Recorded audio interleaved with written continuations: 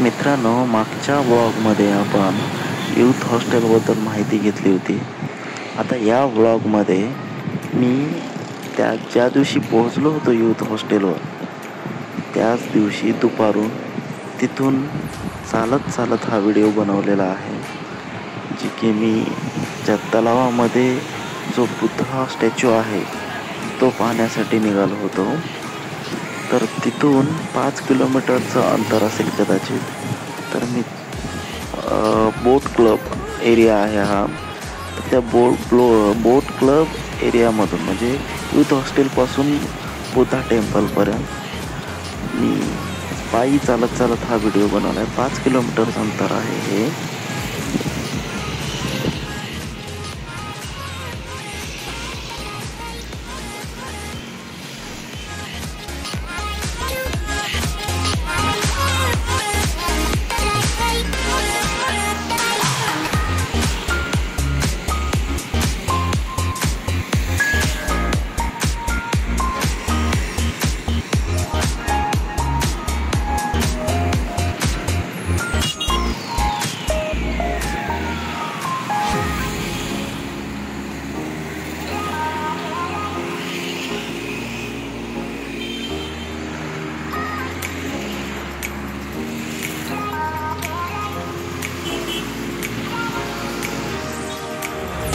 मित्रांनो, हे rotary park आहे जे की लहान मुलांसाठीच खास करून बनवलेलं आहे.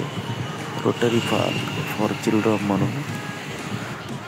इथे जागोजागी स्टॅच्यूज बनवलेले आहेत. तर या रोटरी पार्कच्या जवळ हा एक स्टॅच्यू आहे आणि स्वामी विवेकानंदाचा सुद्धा स्टॅच्यू आहे इथे.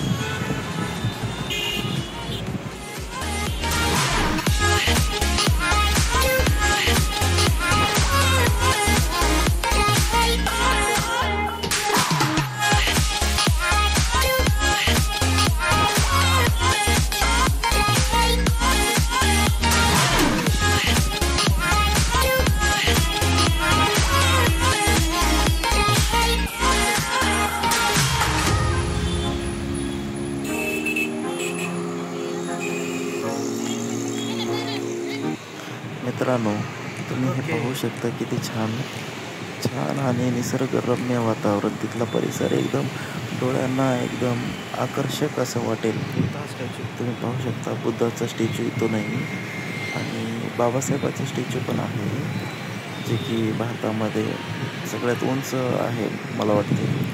सिकंदराबादमध्ये हे इंडियन फ्लॅगसुद्धा खूप उंच आहे.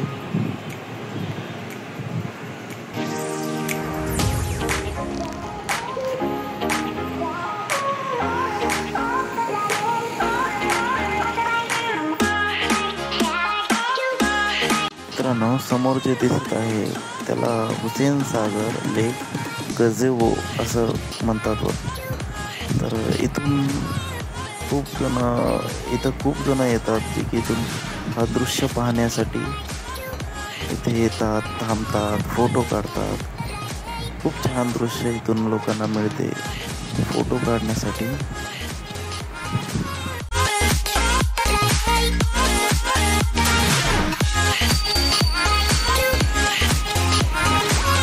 तर लुंबिनी पार्कमधून ही जी बोट आहे त्या बोटीत बसून मी बुद्धा स्टॅच्यूकडे मी जात आहे. इथले रेट तुम्हाला मी दाखवेन. रेट म्हणजे कोणत्या बोटला किती रुपये लागतील. आता ही जी बोट आहे ती मी 100 रुपये चार्ज लागला आहे मला. तुम्ही पाहू शकता इथे बुद्धा विजिटसाठी जे की 100 रुपये रेट आहे, चार्ज लावलेला आहे. आणि भरपूर काही बोटिंग आहेत, त्यांचे चार्जेस पण वेगवेगळे आहेत.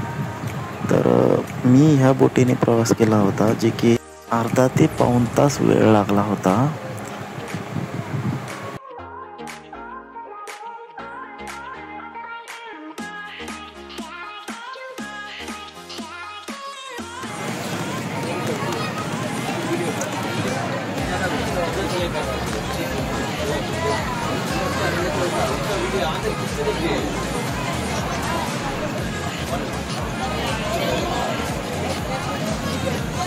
Thank you.